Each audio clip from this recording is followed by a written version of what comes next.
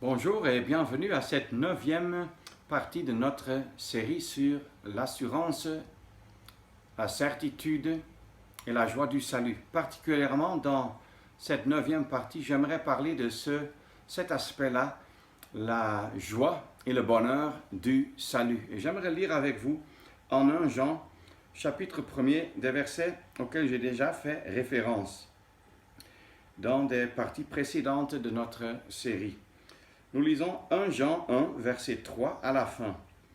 Or, notre communion est avec le Père et avec son Fils Jésus-Christ. Et nous vous écrivons ces choses afin que votre joie soit accomplie. Nous voyons dans la parole de Dieu que la joie accomplie est un élément essentiel de la vie chrétienne. Combien de fois l'apôtre Paul, qui a pourtant eu à souffrir énormément, exhorte les croyants, par exemple, dans l'assemblée à Philippe, de se réjouir toujours dans le Seigneur. Réjouissez-vous, réjouissez-vous, réjouissez-vous toujours dans le Seigneur. Encore une fois, je vous dis, réjouissez-vous. Combien cette joie devait être caractéristique pour notre vie sur la terre déjà. Et cette joie se fonde sur quelle base? Eh bien, sur la certitude du salut dont on vient de parler dans les autres parties de cette série. Et cette certitude et cette assurance du salut est fondée, comme on a vu, non pas sur la fidélité du croyant ou même sur la perfection de la confession de celui qui se repent, mais cette assurance se fonde sur l'œuvre parfaitement accomplie par Christ sur la croix du Calvaire et la parfaite acceptation de cette œuvre par Dieu, qui en a rendu témoignage quand il a ensuite, après la mort de Christ, ressuscité Christ d'entre les morts. Alors, pour la joie du salut, il y a une pleine base dans la parole de Dieu. C'est pour cela que le diable aime tellement attaquer cette joie, cette certitude, parce que celui qui n'est pas sûr de son salut, bien qu'il ait confessé ses péchés, mais par des mauvaises doctrines est emballé pour croire qu'il ne peut pas être sûr, celui-là ne sera jamais dans la liberté, celui-là ne sera jamais dans la joie. Et si on n'est ni libre, ni dans le bonheur et la joie, comme Dieu prévoit cela dans la parole, quelle sera la conséquence?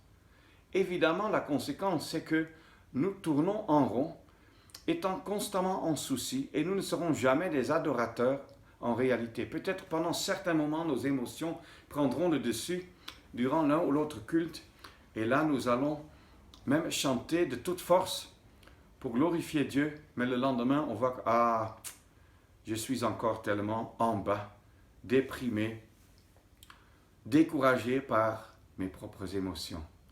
Non. Cette assurance et cette certitude du salut sont des points importants à saisir. Ce n'est que si on a cette assurance, cette certitude qu'on peut vraiment vivre dans la joie et glorifier Dieu en rendant adoration à Dieu, le Père et au Fils, mais aussi glorifier Dieu dans ce monde pour réellement témoigner de ses gloires, pour que d'autres viennent encore à Christ. Alors, nous avons vu en Philippiens 4, ce que j'ai cité, et en Jean 1, une parfaite et pleine joie. Mais David, dans le psaume 51, verset 14, dit « Rends-moi la joie de ton salut ».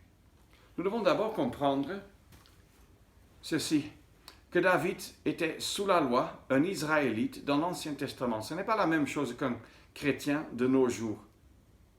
Parce que nous ne sommes pas sous la loi, mais sous la grâce. Et non seulement cela, mais dans l'Ancien Testament, l'Esprit Saint a opéré.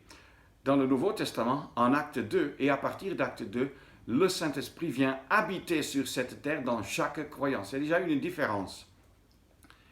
Mais même à nous, cela peut arriver que nous ressentons avoir perdu la joie du salut de Dieu. C'est-à-dire que la communion n'est plus expérimentée, c'est-à-dire qu'il y a quelque chose qui est arrivé entre Dieu et moi, entre le Seigneur Jésus et moi, par mes agissements, par mon infidélité, par un péché, par mon refroidissement. Et le résultat, c'est que je peux m'écrier peut-être, rends-moi, Seigneur, la joie de ton salut. Ah oui, ça peut arriver. Qu'est-ce que vous pensez? Ne serait-il pas prêt à tout de suite donner cette joie si nous mettons notre vie en ordre? Comme j'avais dit dans une autre vidéo, comme quand mon fils pêche contre moi. Il reste mon fils, mais la joie est partie. Il va me contourner, m'éviter jusqu'à ce que le problème soit résolu. Et c'est pour cela que nous devons comprendre qu'il est important que la relation entre l'enfant de Dieu et son Père est éternelle. Pas parce que moi je suis fidèle, dévoué, consacré, mais parce que cette relation se base sur l'œuvre de Christ accomplie sur la croix. Cette relation est éternellement inchangeable dès le jour de ma conversion jusqu'à l'éternité, jusque dans l'éternité. Mais la jouissance de cette relation, la joie du salut, tout cela, ça dépend de mon état pratique. Est-ce que je vis près de Dieu, proche de mon Père, dans la communion avec le Père et le Fils, dont 1 Jean nous parle, ce que nous venons de lire? Ou bien est-ce que je permets des choses dans ma vie qui troublent cette relation, et qui enlèvent la joie? Si c'est le cas, il y a une seule solution. Ce n'est pas de crier à Dieu pour que je redevienne son enfant, c'est de confesser ce que j'ai mal fait, ce que j'ai péché, pour qu'il y ait restauration de la communion vécue, restauration aussi de la joie vécue. Comme j'avais dit, mes enfants resteront toujours mes enfants, mais la mesure dans laquelle ils se réjouissent de notre relation, ça peut varier dans la vie de chaque enfant et même d'enfant à enfant. Alors Dieu voudrait que sur cette terre, on démontre, on publie qui il est, parce que nous sommes maintenant sûrs et assurés de notre salut éternel. Et parce que nous sommes sûrs que personne ne peut jamais nous ravir, nous voler ce salut et cette assurance du salut. Maintenant, ce n'est pas une loi, des règles à imposer, mais c'est l'amour. L'amour qui décide sur mes décisions que je prends, qui me motive à prendre les décisions. C'est l'amour pour Christ qui me motive à rendre gloire à Dieu le Père et au Fils. C'est l'amour qui me motive à vivre de jour en jour dans la proximité avec le Seigneur, dans sa communion. C'est l'amour qui me motive de témoigner autour de moi envers ceux qui sont encore perdus. C'est l'amour qui me motive à vivre une vie d'assemblée 7 jours par semaine, mais à participer et être fidèle dans toutes les réunions de l'assemblée, y inclus celles qui se font en semaine. Tout ça, c'est par amour, pas parce qu'il y a une loi. Mes décisions sont toujours motivées par l'amour. Soit j'aime le Seigneur, soit j'aime le monde. Qu'est-ce que j'aime? Qu'est-ce que vous aimez? Qu'est-ce que tu aimes? Alors David et Jonathan, nous trouvons dans le premier livre de Samuel un amour comme c'est rare entre deux hommes de trouver ça dans la parole de Dieu. Ils étaient attachés fortement l'un à l'autre. Mais finalement, quand David doit aller son chemin de rejet, Jonathan y renonce et rentre dans la cour et trouve la mort avec son père. Que le Seigneur nous donne la grâce de ne pas seulement dire de notre bouche que nous l'aimons, mais de le montrer dans les jours de joie, comme dans les jours d'épreuve, et comme même dans les jours d'opposition à cause de la foi. Rappelons-nous du jeune homme riche en Matthieu 19. Il s'en alla parce qu'il avait beaucoup de biens. Et il en a beaucoup de croyants encore de nos jours, comme Démas, qui à cause du présent siècle, peut-être ne vivent pas complètement dans le monde, dans la fornication, dans l'ivrognerie, mais qui n'ont plus le cœur au bon endroit, le cœur zélé, feu et flamme pour ainsi dire, pour leur Sauveur et Seigneur. Qu'est-ce qui est donc important pour être gardé dans la proximité du Seigneur, pour ne pas commencer à aimer le monde, pour ne pas dévier, pour ne pas perdre la joie du salut, mais plutôt se réjouir du salut et de cette joie qui est qui est à notre disposition.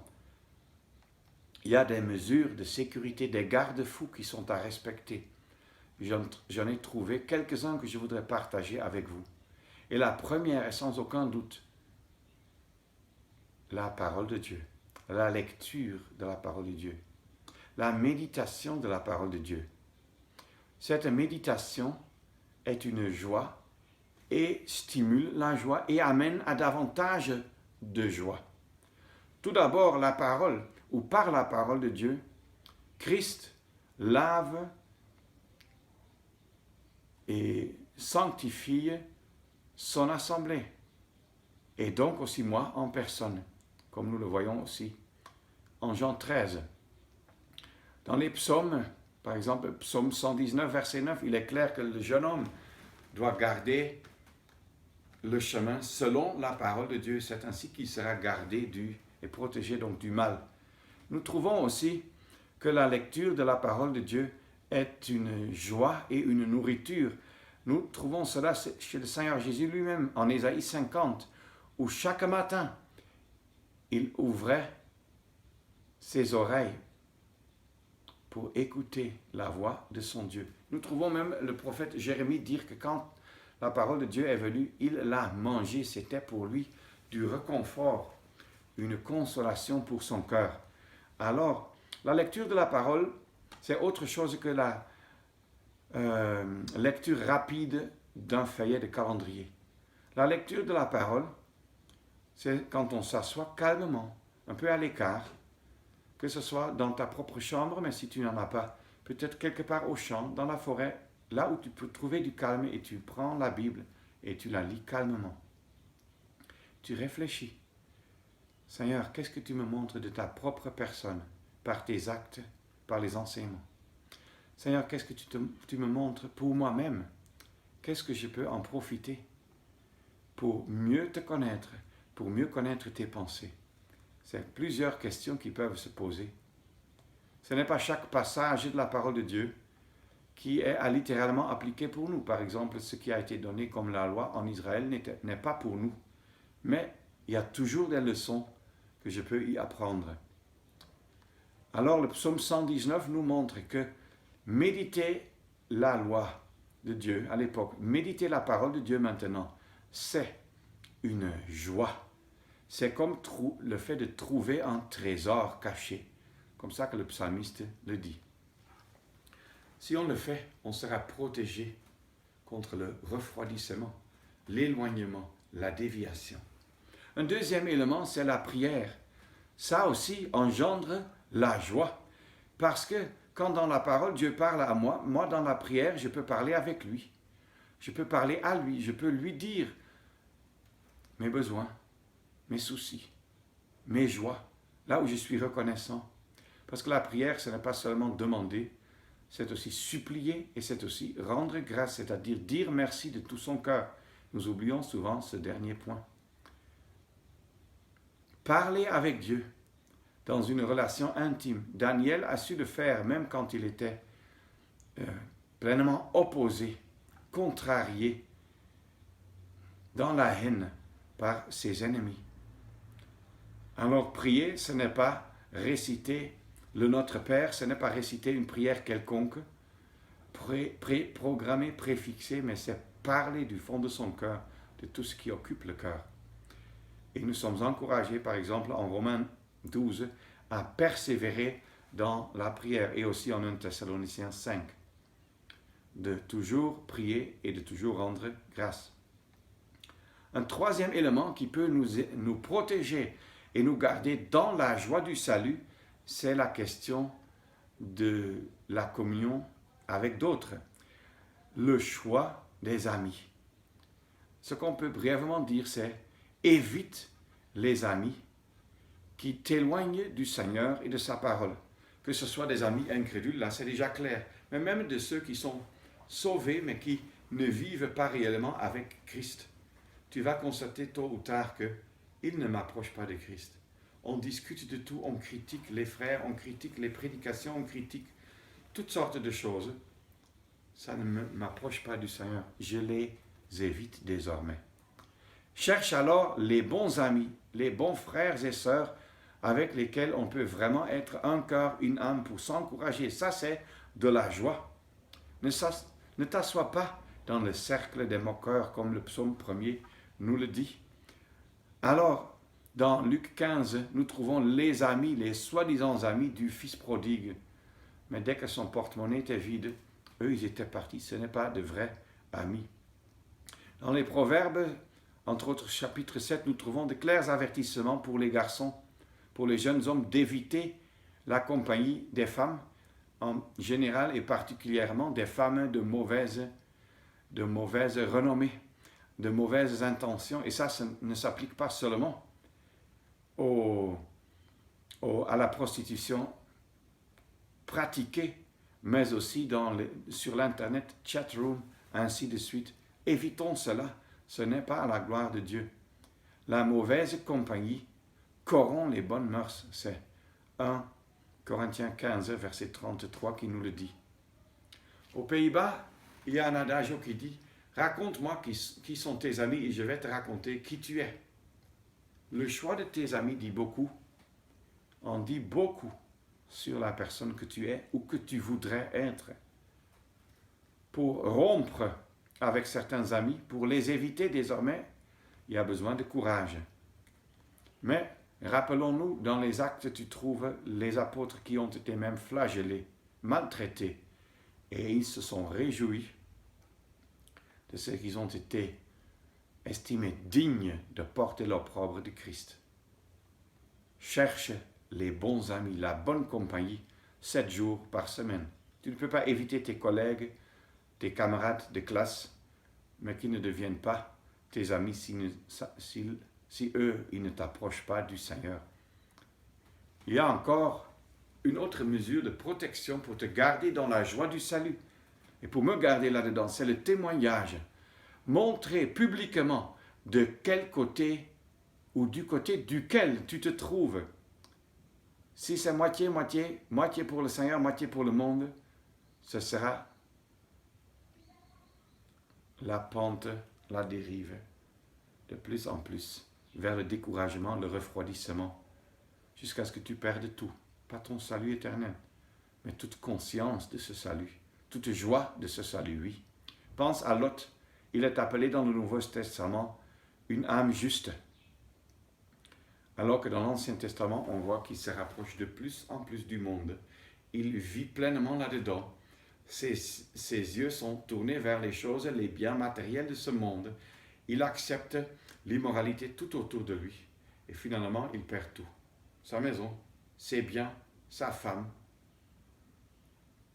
ses filles, son honneur. Plus rien dans la parole de Dieu sur Lot, excepté une fois que Dieu révèle dans le Nouveau Testament que c'était une âme juste. Alors, comparons aussi cela à Démas, qui lui a aimé le présent siècle, qui est mauvais. Est-ce que cela veut dire qu'il vivait vraiment une vie d'immoralité? Ce n'est pas dit, mais il s'est refroidi. Peut-être il venait même encore à la réunion, mais son cœur n'était plus avec le Seigneur. Pas du tout. Il ne vivait plus pour le ciel et pour la gloire du Seigneur. Quelle perte! Pas quelle perte du salut, quelle perte de la relation vécue avec le Seigneur, quelle perte de la joie. C'est triste. Perte de témoignage même, parce que quelqu'un qui vit comme ça ne peut pas convaincre d'autres. Peut-être pour quelques-uns qui regardent cette vidéo, la question se pose, est-ce que déjà dans les eaux du baptême, tu as démontré être un disciple de Christ, être du côté de Christ? Montre la couleur de ton drapeau. Alors, si tu es sauvé, c'est bien, mais ce n'est pas tout. En Marc 16, il a dit, celui qui est sauvé, celui qui croit et est baptisé sera sauvé. Parce que pour Christ, ces deux choses sont intimement liées. On ne peut pas les dissocier. Dire que merci Seigneur que tu es mon sauveur pour l'éternité, mais sur la terre, je veux vivre ma propre vie. Non. Dans les eaux du baptême, on démontre aussi qu'on est mort avec Christ, enseveli avec lui, et que désormais on veut vivre en nouveauté de vie, pas par nos propres forces, mais par l'aide du Saint-Esprit qui nous a été donné. Alors, non seulement cela, faut-il donc publiquement montrer, parler de quel côté on est, mais il faut aussi témoigner, évangéliser, peut-être par les traités, peut-être oralement, selon les circonstances là où le Seigneur t'a placé, vous a placé, nous a placé. Mais témoignons, parce que beaucoup de gens autour de nous sont perdus. Pourquoi est-ce que souvent nous avons de la difficulté à montrer la couleur de notre drapeau? Si le monde autour de nous sait, avec clarté et fermeté de notre côté, que nous sommes du côté du Seigneur Jésus, tôt ou tard, ils vont même accepter et respecter cela, au moins la plupart d'entre eux. Mais si nous vivons tout le temps comme ça, comme l'autre, comme des masses, ça ne va jamais convaincre qui que ce soit. Mais si je parle de témoignage, ce n'est non pas seulement envers les incrédules, c'est aussi envers nos frères et sœurs. Combien de frères et sœurs en Christ, combien d'enfants de Dieu ont besoin d'être encouragés, peut-être enseignés sur une vérité de la parole, mais consolés, fortifiés, exhortés. Peut-être ils sont dans de grandes épreuves, dans le deuil, dans la maladie. L'âge pèse déjà. Peut-être ils ont des enfants non-croyants et ils pleurent à cause de cela. Est-ce que nous sommes là pour consoler, pour exhorter? Tout cela produit de la joie. Affermit et continue la joie du salut. C'est des mesures protectrices. Alors, dans le troisième point, j'avais déjà parlé de la compagnie. Le premier point étant la lecture assidue, la méditation de la parole. Deuxièmement, la prière, les supplications, les actions de grâce. Ensuite, c'est la compagnie des amis. Quel est le choix que tu fais? Quatrièmement, c'est témoigner du Seigneur. Cinquième, maintenant, ça a un lien avec le troisième, la compagnie que tu choisis. Mais ça, maintenant, c'est cherche un lieu de rassemblement où les chrétiens se réunissent selon les principes de la parole de Dieu et persévèrent avec les croyants dans le chemin de la parole. Ça aussi, c'est une mesure de protection pour te garder dans la joie. Ah, les épreuves ne manquent pas, les difficultés, les opinions divergentes parfois, les caractères sont souvent compliqués, ainsi de suite. Mais tout cela ne regarde pas ça comme une méchanceté de la part des frères et sœurs. Regarde ça comme des leçons dont tu as besoin, comme moi aussi, à l'école de Dieu. Si tout était toujours bien rose et romantique dans le rassemblement local, soyons sûrs que nous nous serions endormis spirituellement depuis longtemps. Et parfois, le Seigneur place des caractères très, très différents dans une même localité pour nous apprendre à nous tous des leçons importantes. Alors, quant aux réunions d'assemblée, c'est d'une grande importance. Pourquoi faut-il se réunir? Pourquoi ne pas tout simplement rester chez soi? C'est parce que la parole de Dieu ne nous donne jamais cette option. L'assemblée n'est pas seulement quelque chose de sérieux, de précieux au cœur de Dieu et puis une sorte de théorie céleste. C'est une chose qui doit se montrer, se démontrer sur cette terre. Et la simple raison que Dieu, si je peux le dire ainsi, a inventé l'assemblée et aussi la représentation locale de l'assemblée de Dieu, c'est-à-dire le rassemblement, c'est pour cette raison-ci que seuls nous n'allons pas survivre spirituellement. Nous allons nous endormir ou nous décourager. Ce n'est pas la seule raison, parce que l'autre raison qui est beaucoup plus importante, c'est Christ est le centre. Et alors, qui dirige? C'est le Saint-Esprit. Quelle est la norme? C'est la parole de Dieu. Quel est le lieu de rassemblement selon la parole? C'est la table du Seigneur, c'est-à-dire là où il a toute l'autorité et là où les principes de sa parole sont respectés. Où le rassemblement de croyants agit selon les principes bibliques. Alors, sois là quand les croyants sont ainsi réunis, au culte pour la fraction du pain, à la réunion d'édification, à la réunion de prière, à la réunion d'études. C'est normal que tu sois là. que moi, je sois là. Si je deviens infidèle là-dedans, irrégulier, je peux être sûr que ça jouera sur ma vie spirituelle et finalement aussi sur ma joie du salut. Pourquoi rompre le pain? Parce qu'il s'agit de rendre adoration à Dieu le Père, qui est le donateur, et à Jésus-Christ qui s'est donné lui-même. Tu peux y être aussi une bénédiction, servir parmi les croyants, que ce soit pour les frères durant les réunions, même en priant, proposant un cantique, que ce soit pour tous les frères et sœurs, pour toute la vie d'assemblée, 7 jours par semaine, en rendant visite à des malades, à des personnes âgées, à des découragés, à des jeunes croyants, faire un travail parmi les enfants, ainsi de suite. Tout cela, des travaux pratiques, tout cela donne aussi de la joie. C'est une joie, bien sûr, qui est pour la terre, mais c'est une réelle joie qu'on ne peut pas trouver dans le monde, nulle part. Alors, pourquoi faut-il se réunir comme la parole de Dieu le dit et non pas selon nos pensées? C'est tout simplement parce que Dieu a toute l'autorité. Et si lui, il décide que ça se fasse de telle et telle façon, comme les épîtres sont très clairs là-dessus, dans l'unité et non dans l'indépendance, sous la direction du Saint-Esprit et non dirigé par un conseil d'anciens, ainsi de suite.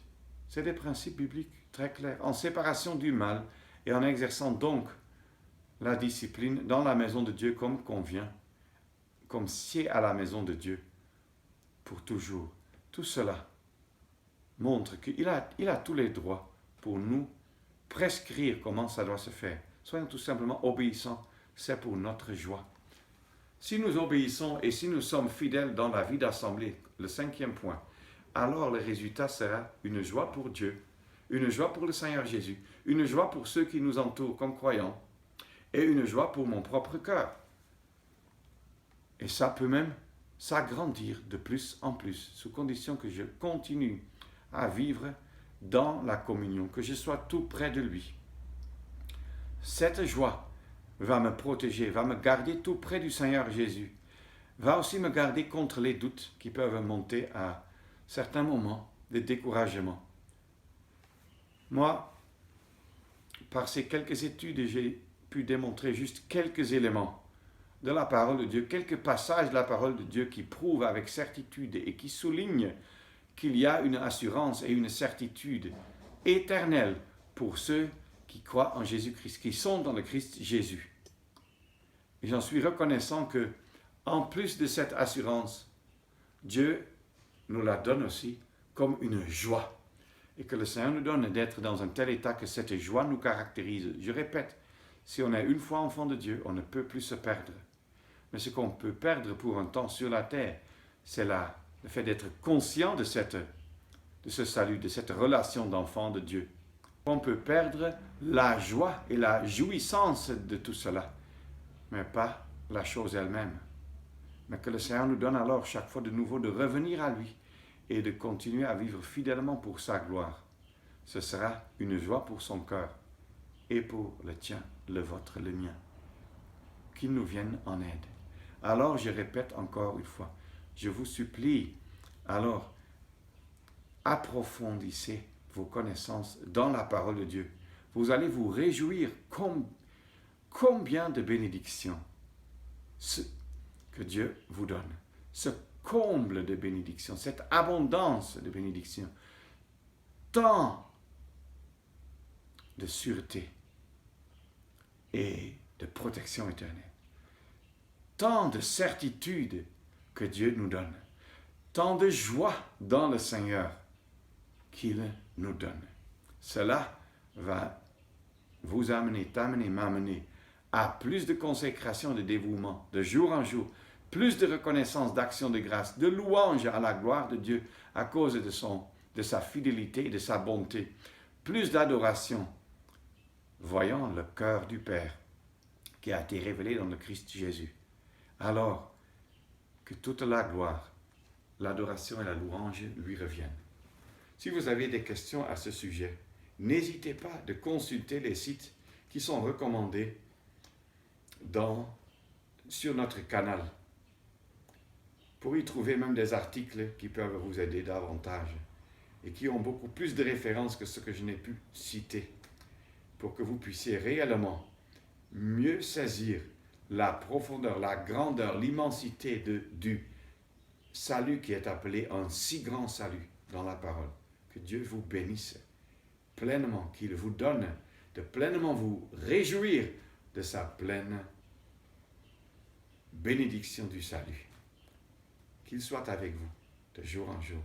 Que cette certitude et cette joie vous accompagnent de jour en jour jusqu'à ce que le Seigneur Jésus vienne nous chercher, où nous entrerons dans la parfaite joie. Quelle perspective glorieuse est placée devant le cœur et les yeux, la foi du croyant. Réjouissons-nous toujours dans le Seigneur. Merci. Et à bientôt.